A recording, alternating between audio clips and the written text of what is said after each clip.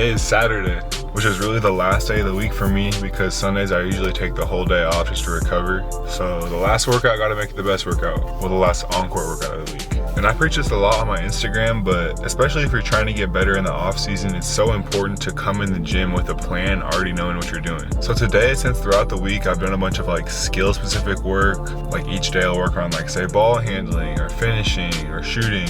Today we're kind of combining all those together and working on situational stuff. So things like playing out of the mid post, playing out of dribble handoffs. Just a bunch of situations that I would see in a game. It's kind of difficult right now because I'm in the process of looking for a pro team. And I don't 100% know like what type of shots I'm gonna be getting because I don't know what team I'm gonna be on. So it's kind of in that limbo of like, okay, well I think I'm gonna get this shot. I think I would fit like this in a pro team. So I'm kind of having to make a lot of it up as I go. But I'm really trying to focus on a lot of guard skills right now because, you know, 6'5" in college, the NAI level is like, you know, forward, like 4'3", but that's probably not gonna be the case at the pro level. So we'll see. All I can really do is just work and get better. So that's what we're gonna do.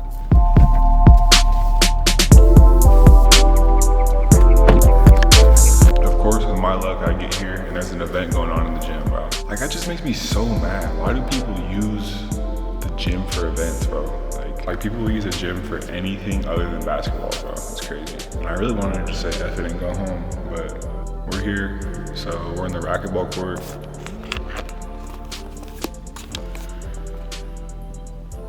And we're just about to get some handle working. Maybe this is just God telling me that I need to focus on my handle.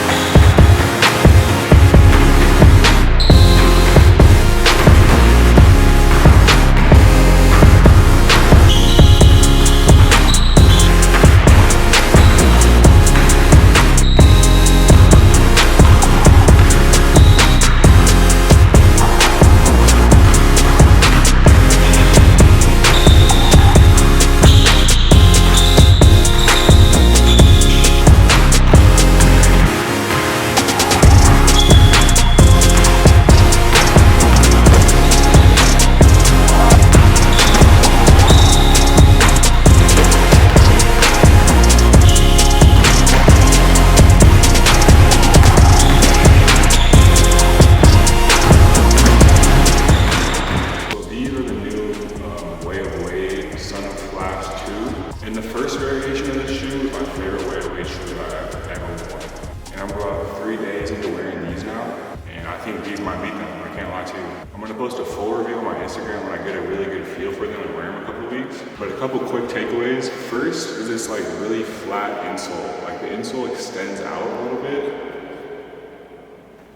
So the bottom of the shoe is really flat, and I really like this because when you go to like snatch or plant really hard, and you get a flat foot right here, it's so much surface area down here that it stops you so well on the ground. And they have really good grip. This is the traction pattern. I don't really know too much about traction patterns, but it works. And this shoe is so light, bro. Like, it's made of all like really breathable fabric, super light, really good shoe for guards. These only really hurt my feet like the first day, and now they're fine. 3-day breaking period is crazy. Bouncy too, they have this like foam right here, and they just look fire, bro. Like, they have a bunch of nice colorways. I really like this all white and like this tie-dye action we got going on. These are fire. I have a feeling they're gonna be my favorite wave weight shoe. So in this episode, I want to take you guys through a little bit of my nutrition. Before I say anything else, by no means am I a nutrition expert. So I'm going to show you guys kind of what I eat. And to be honest, I really eat the same thing every single day. The only thing I really switch up is my dinners. And I found that this works best for me, and I feel best when I eat this. So in the morning, I usually just start with a shake. I'll only eat a shake right before I go to my workout, just because I don't want to work out on a full stomach and, you know, just feel like wheezy and stuff. So I'll make myself a shake. You guys saw that earlier in the video. And then once I get back from my workout, I'll make myself 4 eggs with turkey and white cheddar cheese.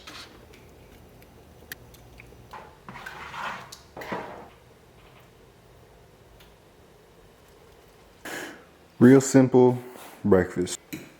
So I feel like on this channel, I obviously talk about like basketball related stuff a lot, but I don't feel like I talk enough about how to leverage like content creation and how you guys can kind of do the same thing that I'm doing. Because to be quite honest, like, I was a D3 basketball player, NAI for a year, wasn't super highly recruited in high school. And I feel like a lot of people don't really feel like they can do a ton with basketball unless they're like a top 50 recruit going to a D1 school. And that's just simply not true. So I want to show you guys the current content plan that I'm following. And I actually just started this like 2 weeks ago, and I've seen a crazy amount of growth in just 2.5 weeks of following this plan. So this is my workspace, my desk area, and I actually have it posted on the wall right here. So here's what it is. I told myself I was gonna do this content plan for 2 months and see where it got me. Posting a reel a day, 3 stories, and at least 1 photo post a week, 1 TikTok post a day, 2 photo posts a week on my training app, 1 training video on court, 1 how-to video on court, and then 1 promo on IG and TikTok per week. Threads, 2 posts a week, informational content, and YouTube, Road to Pro, this video, and 1 short per day.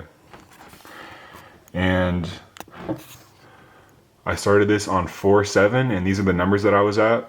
And here I'll pop up my current numbers that we're at now so you guys can see the growth in just 2.5 weeks. The thing about content creation and trying to build a brand for yourself on social media is that 1, it's not as difficult as people make it sound. All you really need to do is be consistent.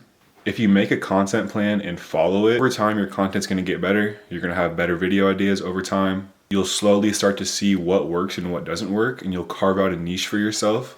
And the more experience that you get, the easier and easier making content will become, and making good content will become. All right, so I'm about to hop on the phone with my guy, Mike. He wants me to come out to Kazakhstan and run a camp out there. I think it's gonna be a really dope opportunity to just get out and travel, run a camp. And I think if I do go, I'm gonna film it and make an episode because I think that would be some pretty cool content. Like a person, like you know, like a skilled trainer to come to Kazakhstan besides of the flights. Like window to where it's like you're not gonna make the kids too tired, but like keep them engaged the whole time. So I'm excited for this, bro. Honestly, I think it's gonna be a dope opportunity. And sometimes in life, you gotta just say F it, bro, and do stuff. Low key, part of my mind is like, dang, traveling to a different country is crazy. A country that I didn't even hear of till he hit me up a couple weeks ago. But I really want to spread the game of basketball to a bunch of different countries.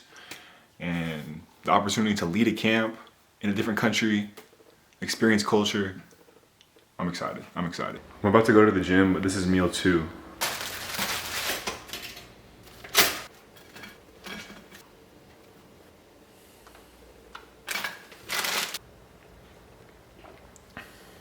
It is now time for the gym. So today in the gym, I'm gonna take you guys through the method that I use to improve my vertical jump.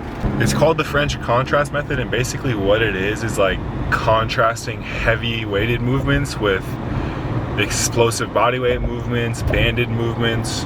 So I'll explain it a little bit more once we actually get into the gym. All right, so first things first, we gotta get warmed up. I'm gonna go through like a dynamic warm up that you guys should do before you do this workout to make sure you're all ready to go.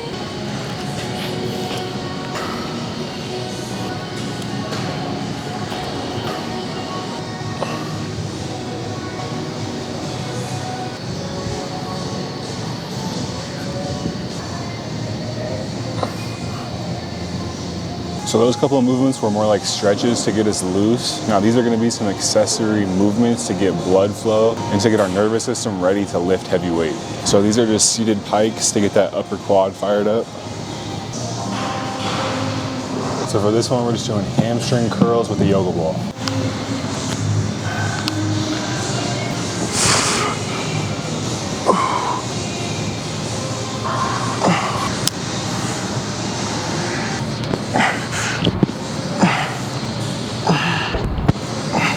So the final thing to fire the nervous system is just pogo hops.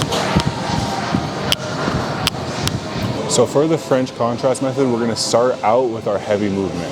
And our heavy movement for training vertical jump is gonna be trap bar deadlift. So I'm gonna do a warm-up set just to get used to the movement, and then I'm gonna do 3 heavy sets. And with these heavy sets, we're trying to move the weight as fast as we possibly can.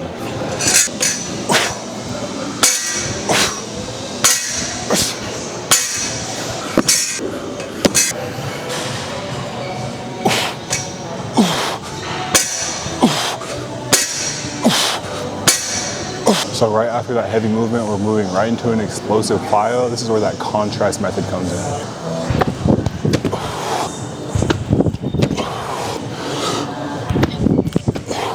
So now right after that plyo, we're now gonna move into a weighted jump, but it's not a max weighted jump. We're just using a moderate weight now, trying to be as explosive as possible.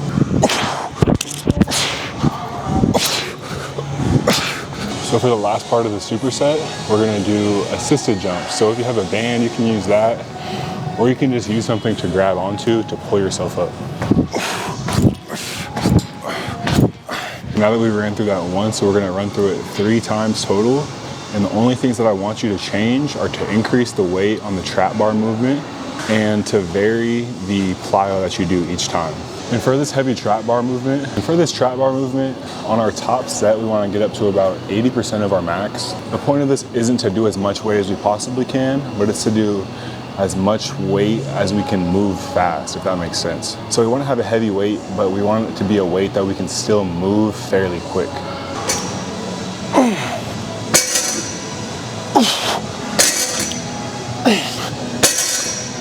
So now plyo again, but just a different variation. This time we're doing a side hurdle to a max jump.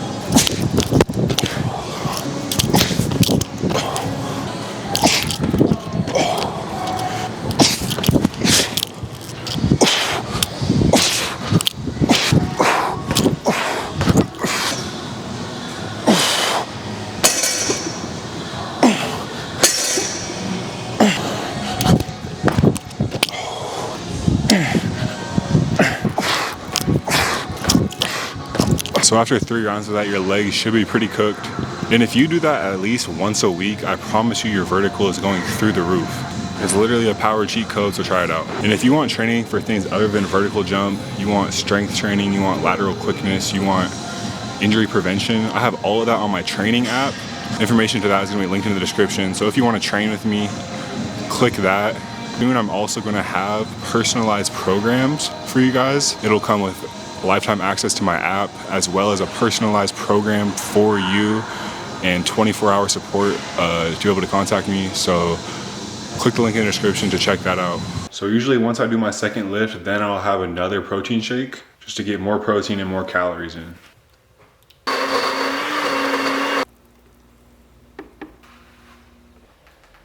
$1 on this event without getting much in return. All right, y'all, and for the last meal of the day, we are cooking up these grass-fed ribeyes. For dinner, I'll usually switch it up between steak, salmon, some type of chicken, some type of ground beef.